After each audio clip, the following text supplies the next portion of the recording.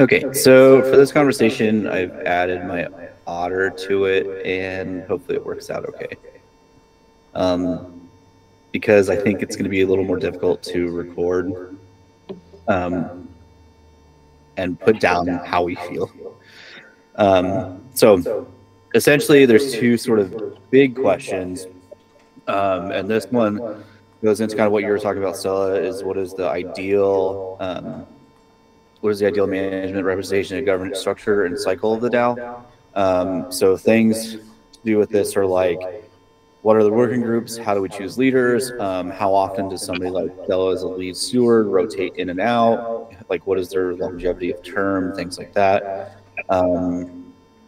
It's pretty deep, I guess, potentially for a conversation for this. And then the other one is, in the future, what is the relationship between DAO and labs?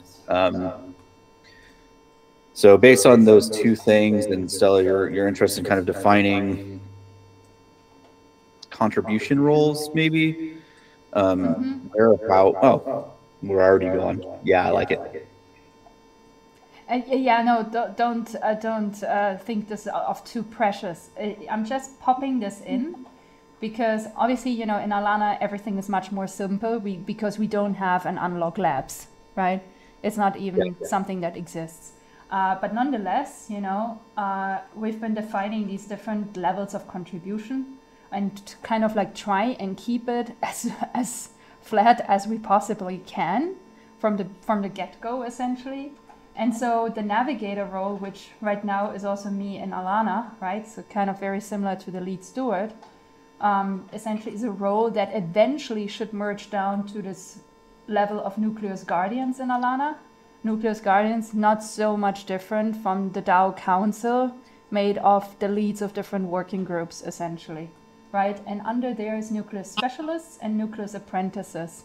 So all of these roles we have defined very meticulously and voted on, right? To make sure that there is like alignment and agreement on these different levels of contribution and what they actually mean, not just pretty names, but essentially, you know, Nucleus Specialists is people who are dedicating multiple hours per week on a regular basis to Alana, while Nucleus Apprentices is essentially like popping in, popping out, right? Saying some stuff here, maybe working on one project, then not be seen for half a year. That's totally fine, but obviously it comes with less influence in Alana, right? And so I just wanted to put this in here as somewhat of a reference, because I found out that there is a lot of agreement on this type of structure, more than I initially thought, because I had very similar fears. I was like, oh, would some people feel like it's not fair or it's like diminishing their contributions by doing this? And turns out they feel actually more secure knowing that, you know, there is not a further demand towards them than the demand they have already agreed on giving, right? So a lot of people are in Alana just apprentices because they don't want to they don't want much accountability, don't want to like, I don't know, have like feel pressure of any kind, right? And that's fine. So now we have this role, but honestly, even those contributions matter a lot and do a lot of good work in the DAO, right? So yeah, anyways, just as an inspiration, I can also delete it again from the board if it's like maybe too specific. I think it's a good reference. Yeah. Personally. Okay. Maybe we just swap spaces though. Yeah, definitely. Here you go. So based on kind of what you're saying, this is where I'm starting with, I think.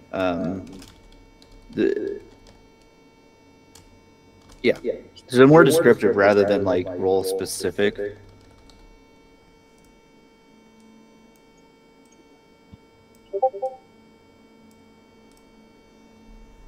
How are you defining DAO Council working group stewards versus working group stewards different? I wouldn't. I just left it here out of respect. Okay, well, can you define what DAO Council means versus working group stewards, or why they're the same? No, I think honestly, I think it's so. If you would want to do this, I think. Wait, let me do this. When it comes to structure, I have not organic structure, but like normal structure. I'm doing so much better. Okay. More scary squares. It's essentially working group stewards who are at the same time, ideally, I think, also the delegates. That's the other thing is like, those aren't the same thing though. Certainly not the same thing. Yeah, delegates and working group stewards aren't. Go ahead. So. I'm just saying, ideally, I think it would be the same thing. Here's why. Okay, it's just my personal opinion. I know that's not the case right now, but I think if you are a delegate, you need to be very aware of what's happening in the DAO and not just be somewhat aware, you know? Sure. And so you're only somewhat aware if you're very integrated. Being a working group steward means you being very integrated. There's almost no other way of being super integrated, right? So this is also why, for example, Lana is awesome, right? We can probably all unify on this. But at the same time, she's very, very integrated in a lot of other communities. So the question is, does she necessarily make for a really great delegate? Does she have always enough information on everything that's going on to choose her votes wisely? It's actually a question. It's not judgment, it's a question, right? This is why I'm bringing this up, because I think this is a great space to discuss this. Yeah, I think that the other portion of delegates would be not necessarily this person's doing work within the DAO or producing things or managing things, but I agree with their sort of belief system and how they would vote to move the DAO forward. I could see people definitely falling under that. Because think about all of the members that are specifically just engineers and they just use the protocol, but they want to make sure that the protocol is doing things they want, or, you know, we're not catering to the token holders, but, you know, that would be a group that would be like, I want only to focus on people who are going to delegate those votes towards things that are going to benefit, you know, token go up. Yeah, exactly. My thought process too, because that's how it is for most other DAOs. Delegates are like, you know, a bunch of random people. Some of them, they don't really have context. They just agree with their philosophy or whatever. And so you delegate votes to them and they vote and you agree with their opinions. The other thing potentially then, Stella, if you want that to be, so like anybody can be a delegate, that's the way it's already set up. But you could have like quote sponsored delegates, which we've talked about a little bit, about like if you're a steward, you automatically get X amount of votes as a steward. Or there's the other version of if you're a steward, you only get X amount of votes, which can never be beyond a certain percentage. Which is kind of, I think. How can you assert that? Because votes are based on tokens. Right. And so, you know, anyone can create a product or a service that gets you a lot of money. So you buy lots of tokens and suddenly you have lots of votes. And that's the rule of the game. Right. Yes, but also this is where Jont's proposition of governance 2.0 comes in, right? The way we've been practicing governance is not the only way we could practice governance. So just to spark some ideas here, right? We could have like different tiers of votings, right? So for example, if it comes to voting on a grant proposal, XYZ, right? There could be one specific form of voting where, for example, you know, everyone can just use their token holdings. For example, internal decisions or, you know, everything that's related to working groups specifically, it could be that we only accept membership tokens, which would be NFTs, right? And the influence that they have. So maybe there's a fixed influence like For, you know, stewards, it's like 300 points. For the next level under, it's 200 points. And for the next level under, it's 100 points to vote with, because it concerns internal working decisions that cannot be judged easily by people who have not been involved in the conversation or don't have the necessary context to actually make a decision. So this is essentially what, you know, Jongs has been pushing for, that we discuss, even though he's really not good at organizing these discussions, right? But this is something he feels very strongly about, and it makes sense because the way we've been doing governance now, and Danny, you pointed this just out, is actually very unfair, right? It's not a very fair governance model, that the people who are actually actively contributing don't necessarily have the power of say in how stuff is being moved forward. So it's not very fair. And if we want to counteract that, we don't have to do this radically by saying, oh, from now on, we establish these membership NFTs only, and that's your only choice to vote. So either you contribute to the DAO or here's the door. We don't have to do this, but we can talk about hybrid models where certain types of decisions are being categorized under, you know, internal stuff, and hence people only who are contributing can vote on, or, you know, everything that's external or has to do with the protocol directly, everyone can vote on, right? Or maybe, you know, when it's like concerning changes in the protocol, maybe we can value both, like token holders and, you know, your membership NFTs. But I think this is the perfect time to talk about this because it is not a great model, the one that we've been using. And there are certainly better ones to choose from now. I would say the biggest answer to that is that makes the token then obsolete, because there's no other use for the token, because it's just there is sort of, to what Stella's saying, there could be certain types of proposals which the token would be used for, and then there are other types of proposals, like some DAO related stuff that could be, you know, based off of some other type of thing, like a membership NFT. So it's kind of like making it modular, making the governance modular, so things could be separated for different types of purposes or contributions levels or something like that. I mean, to that point, the moving to base is making it a lot cheaper to vote, so it could be like two-tier systems, right? So like, say Financial and Resources wants to do a thing, and they're having a call for, we have a budget of X, and we want to hire like 2 people based on that, and then the rest of the DAO could say, we want all of these types of people, and then like the top 10 win, and then Financial Resources decides which of those or something like that. Like I could totally see.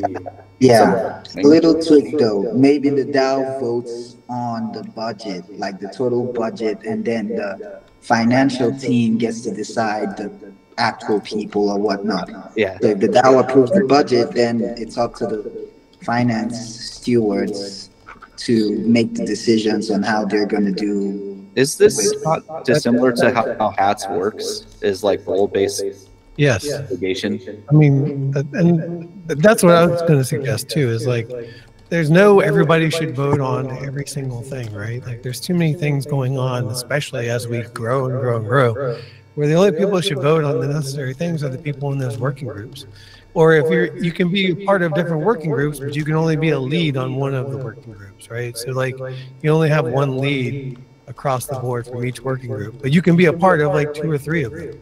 But you can only vote on those particular working groups, and that's it. And you don't have votes outside of that. Maybe that's where the NFT comes in, right? You just vote on that, and then it moves forward.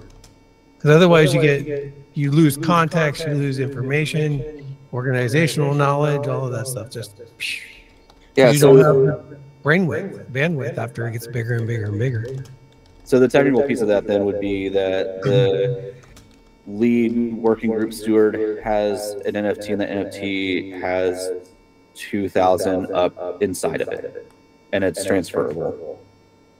For example, yeah. 2,000 up is not transferable, just the membership NFT. No, but we could use an open source platform called Hypervibes and essentially charge the NFTs with a certain amount of tokens. So it would become a semi-fungible token. Yeah.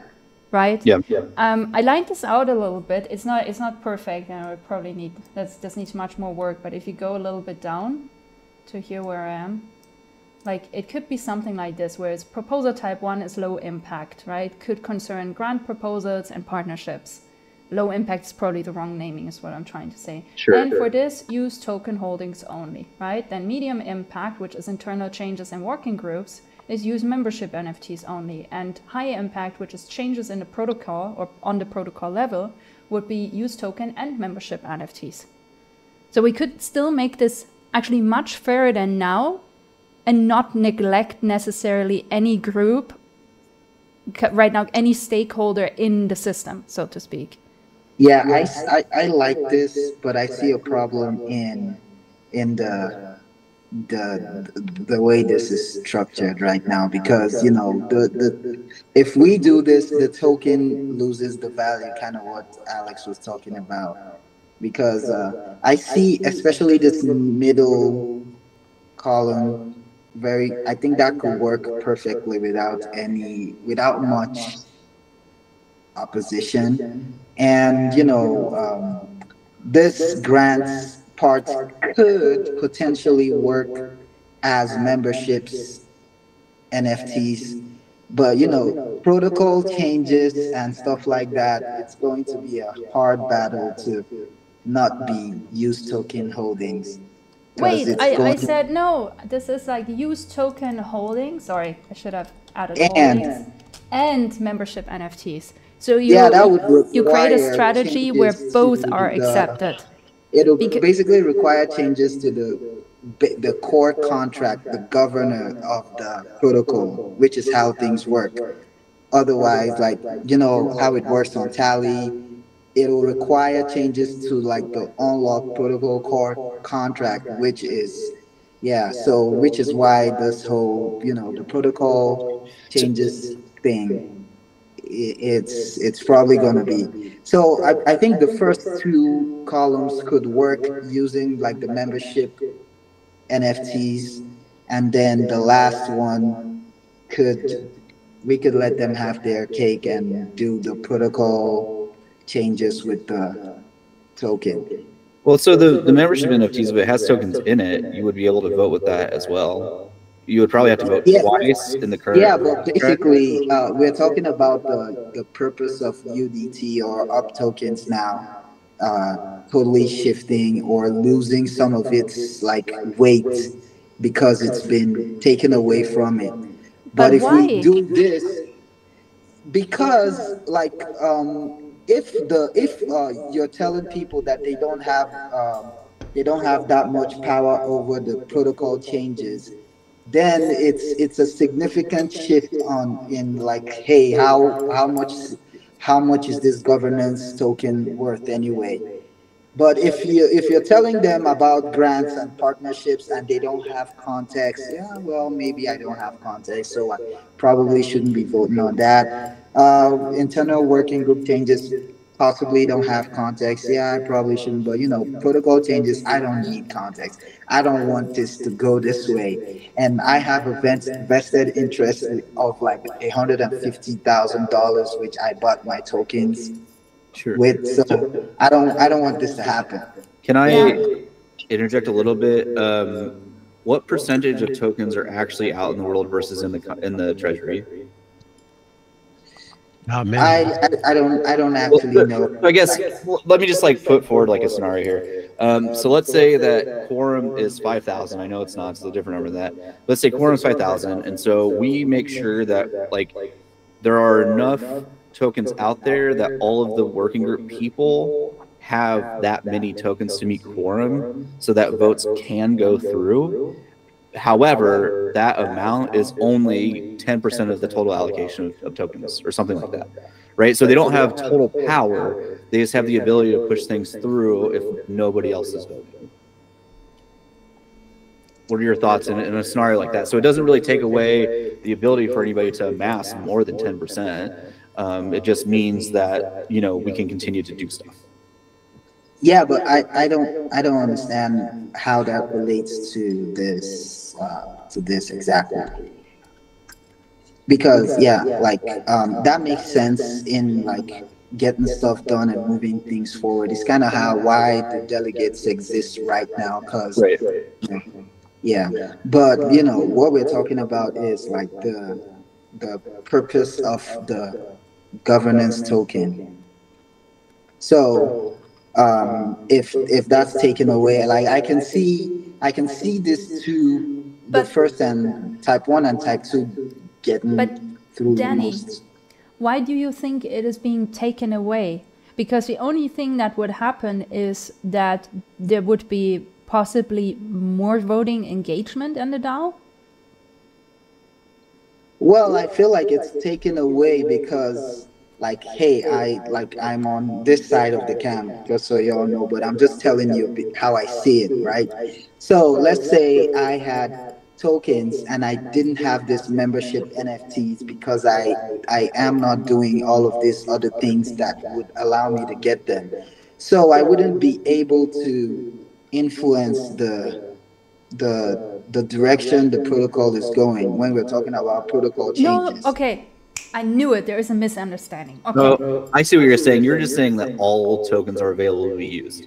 You're saying that the tokens held within the membership NFTs are available to use, as well as all the other tokens, Why right? does there need to be tokens in the membership NFT? So So It should yeah, be- and to that point, like I said, basically for this to work, you have to fundamentally change the protocol, because right now the protocol, the governor is designed to work with the up token or UDT. So how do you so get this membership NFTs to have influence on that level? Because if we're talking about like Fair maybe enough. all of these other things, we could use these other platforms that you mentioned. We could agree as a DAO that this is what we're going to use. But when it comes down to protocol changes, it's the up token that like, so we go through the normal tally, everyone votes with the token. So yeah. if we have to do a membership thing, it has to fundamentally change that. So wouldn't you be able to just use the 6551 stuff that allows any NFT to become its own wallet, and then so essentially you have to vote twice. So you have to log in with that wallet, that NFT wallet that you own, to vote for the tokens that are inside of it. I think so I too. don't. Also, I think we're gonna switch platforms. Guys, I don't think we're gonna be on Tally anymore after moving. No, we're still going to be. It's just we're still going to be on tally. It's just now the DAO is going to be on base, not like mainnet. Right. So it's still, you know, Tally is just an interface. The governor is a smart contract, and Tally provides the interface to interact with it, which is why you can basically do votes with just writing code. And Yes, so, I yeah, know. Tally is just, yeah, so Tally is just the interface. And so now that interface is going to be pointing to base, but everything is still fundamentally the same thing as it is right now on like mainnet. So the Aren't we contract gonna is still the same. aren't we gonna use boardroom? I think that was the aim, because I don't think Tally offers yet like that you can actually vote with them on base. I don't think they Boardroom, do. I don't know what that is, but even if Different boardroom user is, interface, essentially. yes, it's exactly. So it's still the same thing. It's a different UI, but the contract is still the same thing. Let Different me UI. let me ask you this, Danny. I understand what you're talking about the protocol changes and things that need to be changed with the governor, but why wouldn't you want people that are voted into leadership positions to have more voting power? So they are voted in. So I'm sorry. The question was, why wouldn't I, or why would I? Well, why wouldn't you, based on, I don't know if you're saying how you feel or just like a concern, but based on the No, concern that you've laid out, it's a, like yeah. what would be a reason why you wouldn't want, I mean, you would want those leadership people to have more voting power, right? Exactly, which is why they're earning UDT as part of their leadership position compensation. So obviously, they're going to have more voting power over time, depending on how long they've served. So they like basically will have more voting power. It's just that, if you were to do this, you basically, like I said, take away the fundamental use of the UDT. So does that make sense? It does. However, wouldn't you want somebody that's your lead steward to immediately have that voting power, or at least a immediate bump in voting power, rather than kind of receive streaming over time? Well, even if I do, it doesn't translate to everyone else. And people that bought these tokens with their money or however it was they got them, which probably was by buying, they would not agree with that. Okay, but let me ask you this. And also, Danny, thank you for making this a really good discussion by taking on this other perspective, right? This is really valuable. What if, because we have not clearly defined this, right? What if the membership NFT, right, it depends on the level you have. And it could be something, like I said, right, like in Alana, 300, Award. 200, and 100 points, or UP. So not like a significant amount, like, for example, David has, right? Like David, whenever he votes, it changes everything, right? Right. So that would not be the aim. So I think if we make sure this is rather a little bit of an incentive for the people who are taking on these, like, tasks over like a constant period of time, rather framing it as a small incentive and giving them, a bit of influence. I think that's the only goal with this, really. The goal is not to assign, 20,000 up to, let's say, lead steward, right? That would not be the goal. So the goal would not be to create someone else who overpowers the entire system, rather create a little bit more balance in the entirety of the ecosystem. Because until, we started working together, it was like literally you, Danny, and David who could push anything from one side to the other in like a second, right? And that's a very unhealthy ecosystem. Although lucky for us, you both became, you both moved to our side. So that's really lucky for us. But like, if you think about on a wider scope, right, it's not very fair, not very leveled. So if you give the people who are continuously contributing at least a little bit of voting power to participate in votes. So for example, until Dale handed in his, application for surfing on entropy, like he was helping us, but he literally had almost no voting power, right? Yeah. So that's kind of like stupid, right? That's not working so well. So maybe it's a question of like detailing this out and making sure that we don't reach an amount that would make people feel like they are losing power, rather provide a little bit more balance to the entire. I see what you guys are saying and I agree with it. I don't think you've addressed the fundamental issue that I'm talking about. So maybe I would prefer a middle ground, right? So in all of this process right now, we're using we're using snapshot as the temperature check and tally as the on-chain space, and tally works with the UDT currently.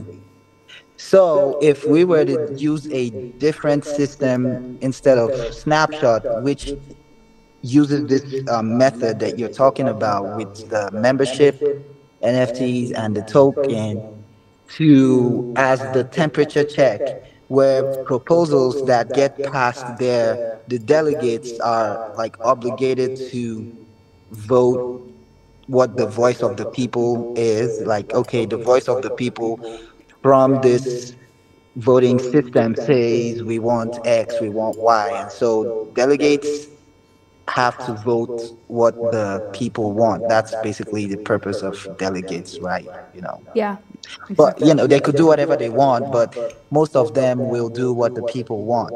And so in that way, everything can exist together where we can have this as the way we do all of the temperature check. Everyone can actually have the voice and the influence, and then the token holders can do the on-chain Otherwise, like, even if this were to be agreeable, how would you implement that on chain? When it gets down to the final point of like putting the votes on chain, it's still going to be the token, because for you to change that, you have to change the contract, which is not a walk in the park. Does that make sense? That does make sense. To that point, though, I think my suggestion of having it loaded and tied specifically just to an NFT means that the DAO and token holders can strip that power away from that person.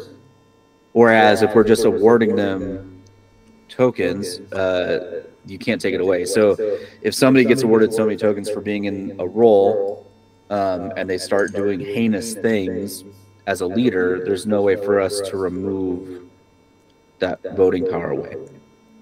I don't know that that's important or not. It could be to people, maybe not.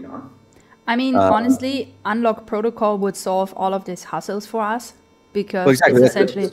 So essentially, yeah, so my suggestion is that you use Unlock Protocol to create a membership token, and that token has built within it up tokens that are tied directly to that NFT only. Non-transferable NFT also, soulbound. Right, exactly. Well, it can't be soulbound because then it will be soulbound. forever. You can't. Yeah, that Yeah, goes sorry. against what. Yeah, but you can't put it so that it can't. So the owner of the NFT is going to be the DAO contract, which is controlled by the token holders. Basically, that's a system that works. So yeah.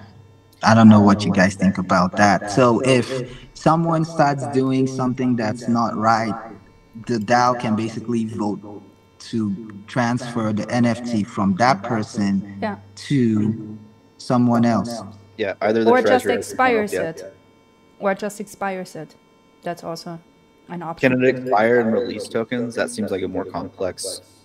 But the thing is, if you were to do this, it would not be it wouldn't be the normal it would be a different thing. You would have to build a different token, because it wouldn't be like the normal token, which is the normal unlock token, because that is not like a 6551.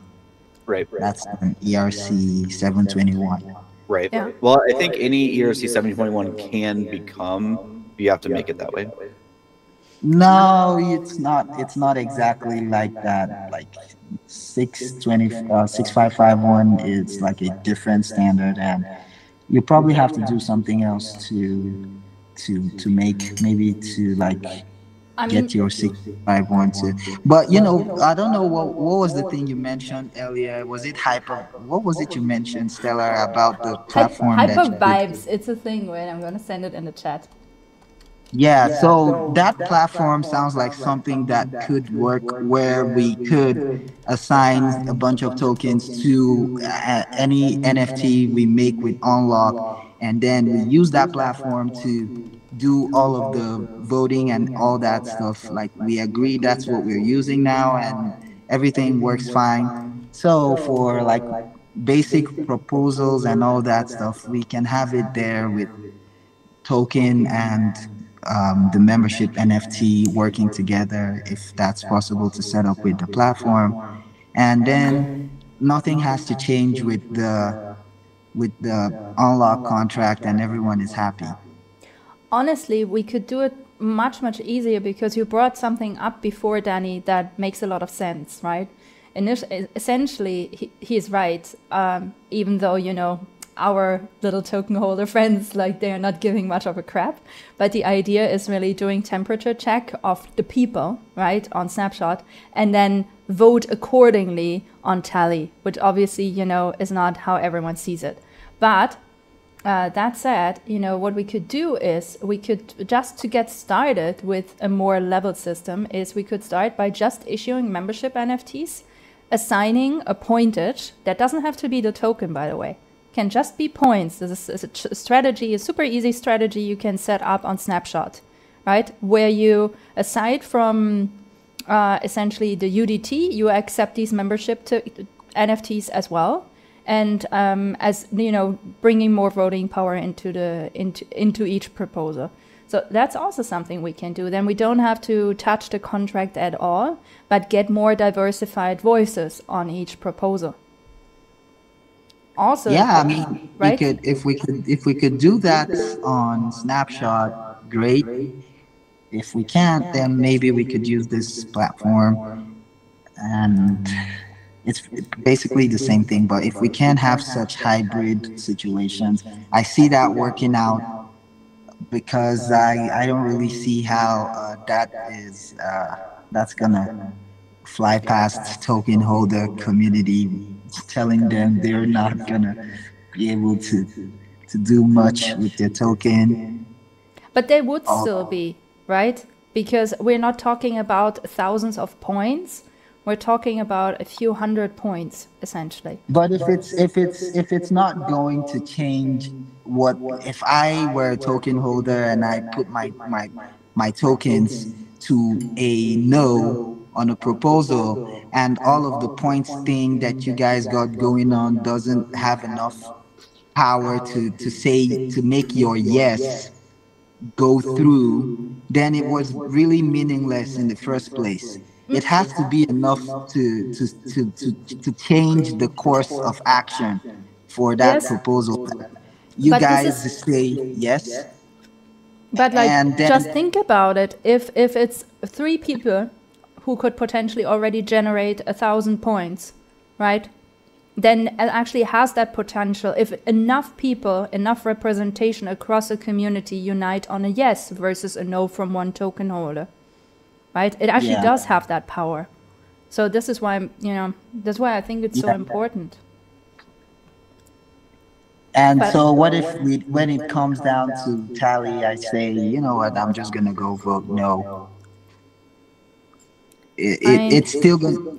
Yeah, like in the end, it's still not going to go through if the protocol is not like changed to, unless like everyone really like aligns with this. So the people that have like lots of token will like respect this system, and they would definitely vote what the people agree to on, whether we're using Snapshot or whether we're using any other platform.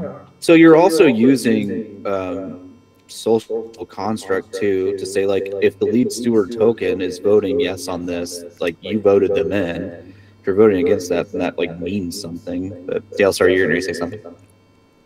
No, I was just going to say, like, also there's the bigger picture here, and I'll just use grant proposals as a way of thinking about this. Eventually, token holders aren't going to need to, if we have a successful ecosystem, we're just going to expand beyond where we are now. There's going to be so many grant proposals coming in that they're going to be divided up into categories. We'll probably have one person that's the lead on those categories, or whatever you want to call them for that specific space, right? For example, gaming, in Arbitrum, there's gaming, there's education, and there's dev, right? Those are just for grant proposals.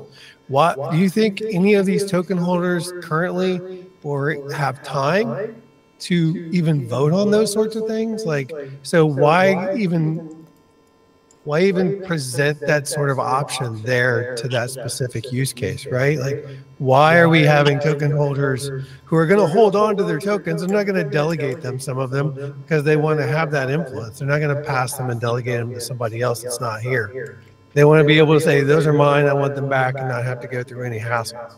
So they're only going to vote on certain things. So it's like, how do we go about solving the bigger picture later on down the line as well? Like, that's why, like, I'm looking at this going, token holders just for voting on proposal measures is probably the biggest influence they want to have. And not that any of our discussions are not necessary on what that looks like, but I don't see any reason why. I don't see a use for an NFT to actually have tokens in it for anything. You can just use the NFTs to do both of the lower impact and medium impact stuff, right? Like, Do we want token holders deciding on what partnerships we do as a DAO?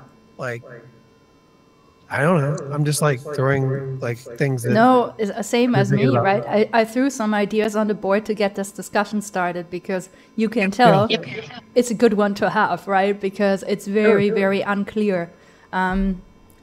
That is a ton of good feedback. I wonder myself how we can do this because we already have so much introduced complications in our ecosystem. So it's really, really not easy to navigate.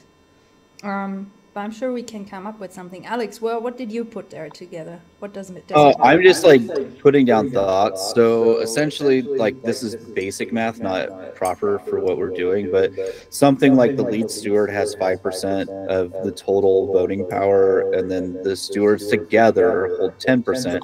So the lead steward can never make a single like thing go on their own, and the working group stewards together, the council, can overthrow whatever the lead steward wants. But then the general rest of the populace should have more total token power than that group altogether. To so be fairly go ahead. Yeah, no. I was going to say, so potentially you could also have this like a variable number to say like the lead steward always has this. I don't think you should consider the lead steward its own thing because it's going to be temporary. Okay. Right? I don't think it's I appreciate that though, but I don't think it should be regarded as its own thing. I think it should be part of, the stewards council, the DAO council essentially. And then underneath you have regular contributors, right? Such as Dale, for example. Dale is a very regular contributor. You guys are, right? But you guys also gonna take on ecosystem roles, aka council. So there's that. And then there is, more sporadic people who are contributing. I think we really don't need more than these 3 levels. We just have a lead steward now because we needed to get stuff on the road, right? But ideally, that would be something that the council then eventually takes over, right? So I don't think we should artificially place this like additional piece of hierarchy that we intend to get rid of in actually, I want to say short term, get rid of, right? I don't think we should like consider this as its own like element of the hierarchy, ideally, if I'm making sense. Yeah, no, I think all the working group leads will work together to solve problems later, and there's no need for someone else to be. Yeah. I mean, maybe there's a project manager of some sorts in that aspect, but they have just as much say so as any one of the other stewards, so to speak, right? In my original model, I figured like we need someone who runs operations, checks in with every lead steward, make sure, everything is aligned, people are not fighting, stuff like this, right? But but I don't think it needs to be one up on like long term, doesn't need that. So Danny, how do you think the perspective that you've been voicing would want to ensure that a single person or 3 people can't completely take over full control of the DAO? Do you want to come again with that question? Yeah, so essentially, how the perspective that you've been speaking from, how would they want to make sure that 1 or 3 people can't do a complete DAO takeover of the treasury? Like essentially, that's what we're trying to fight, right? Yeah. Right now I'm speaking from the existing model. Like, okay, I'm like the camp where we like the way the system is right now. Every DAO is basically using the token type governance model. Why do we change that? So like, I really don't have to defend that technically. Like, hey, it's like there's checks and balances to make sure things don't go wrong. Like, if there's a malicious person that tries to do whatever, there's a waiting period where we can go like reverse what the vote what they voted on in the DAO, like all that stuff. So like to try to say how three people would not be able to take over from the perspective, it's I don't really have an answer to that because it's like it's already designed to not allow that technically. I don't know if that makes sense. I mean, it's I mean, that was first not of the all, best answer to no, what no. you, maybe it wasn't what you were, what you wanted, but it really is the way it is. Like, hey, I would just say I don't have to say anything because the current model just does not allow that. It's not fair, but it's not like So it's let's just not. say if Danny would go out and ask, and if, sorry, not Danny, if David would go out and say, hey, Henry Hoffman, I want to buy your tokens, right? I buy them off of you for like double the price they're worth right now. Then Yeah. David could overthrow everyone in this DAO at any time, right? Yes. Again, lucky us, he's on our side, right? But, you know, the system itself actually doesn't have a design yet, in my opinion. Yeah, but what I'm saying is if the proposal that was initiated was like for something malicious, which is why they have all the 6 day waiting period, the 3 day cooldown, and all those things before it gets executed. So the DAO can actually intervene and stop that. So David could buy all of those tokens and it could vote yes, and it like overweights every other vote no, and it's a malicious proposal. And then the DAO can step in and say, no, this is not right. This is obviously an attack, and we don't want this to happen. And so we stop it from actually going through. But how would you stop it if you don't have enough voting power to stop it? That's exactly my point. I haven't actually explored the technical way for that, but I'm just saying the reason why you have those delays and cooldowns before the execution is so that you can stop a malicious proposal from going through. So Yeah, but if we like don't have any emergency protocols, right? I don't know if you've ever, like, I'm part of Bancor DAO, for example, right? And in Bancor DAO, it's like, you know, you have an emergency protocol. So if something like this happens and a malicious takeover is in process, and you know you don't get all the voting power together to actually counter that, I think they have something like an emergency protocol that gets executed. They voted on this like years back, right?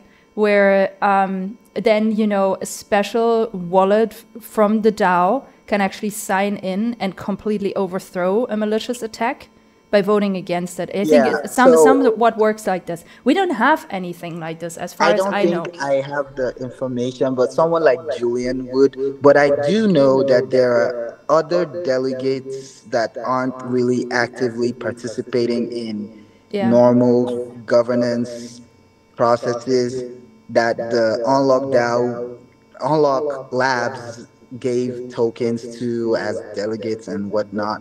And so in that situation, probably they would have to calling those guys to come vote no. So there, like, if you were to look at the delegates list, you'd see a bunch of people that I aren't saw. voting. Yes. So I think those are like the people that are in place for things like that. But then, you know, it puts a finger on one aspect again, which is like the DAO itself cannot do anything, you know? So we would need to call in Unlock Labs to reach out to their delegates and ask them to vote in favor of the DAO not being overthrown or attacked. That's Well, not this is a very good conversation autonomous. to have with the labs because this is something that obviously the DAO is starting to grow now and talk about have these conversations like we are now. This is the first time we're really talking about something like this, which is really important. And Yeah. so these sorts of conversations are things that DAOs that are mature put in place because like they've had the time to think about this and like put in place measures to handle such situations. But I'm pretty sure like labs did that when, you know, it was just labs running everything, trying to maintain the protocol. And so since we're coming to that point of maturity in the DAO, we need to have those conversations and like put things in place. But Yes. like, you know, to the Alex's question, it's like, hey, those things that I mentioned are the things that are in place right now, like the delegates the labs have and whatnot. So we as a DAO need to now put in our own measures to like safeguard against something like that.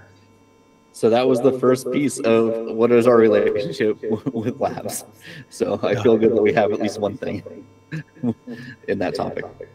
I mean, it's not an easy discussion to have because we do have different stakeholders who have different types of interests, right? Yeah. It's not as easy.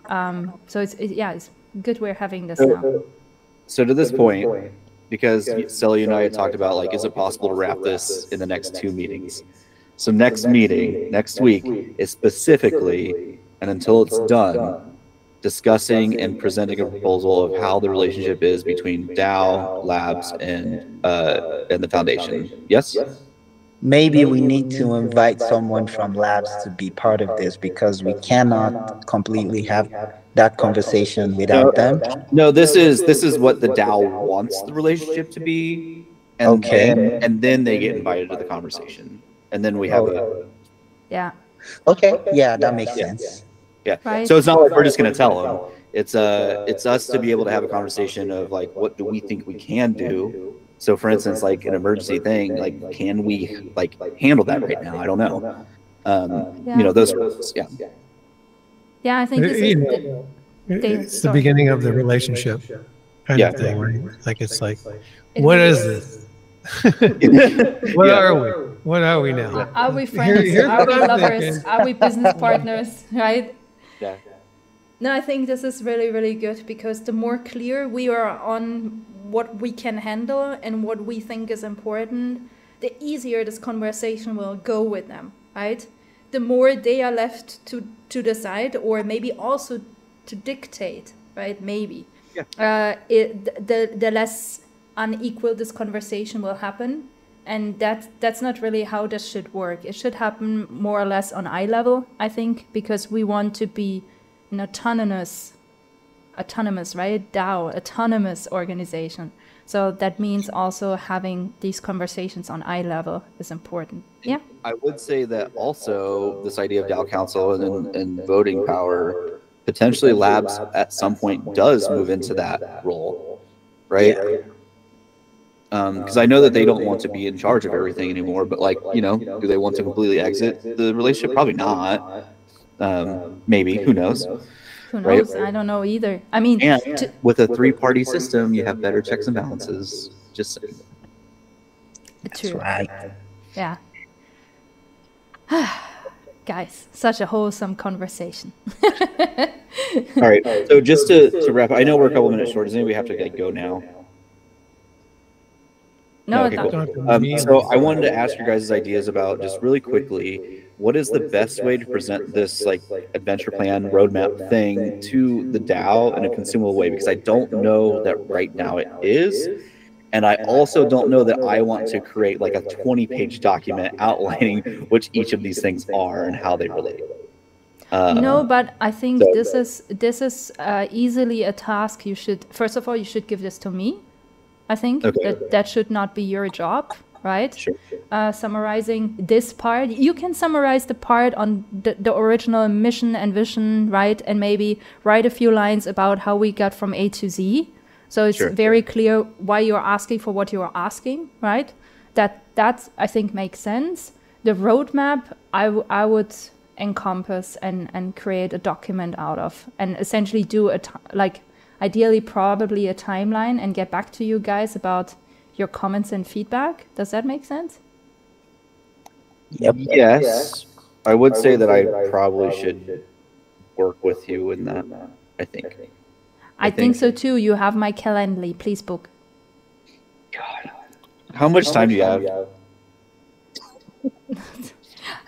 You want to do all Saturday or what?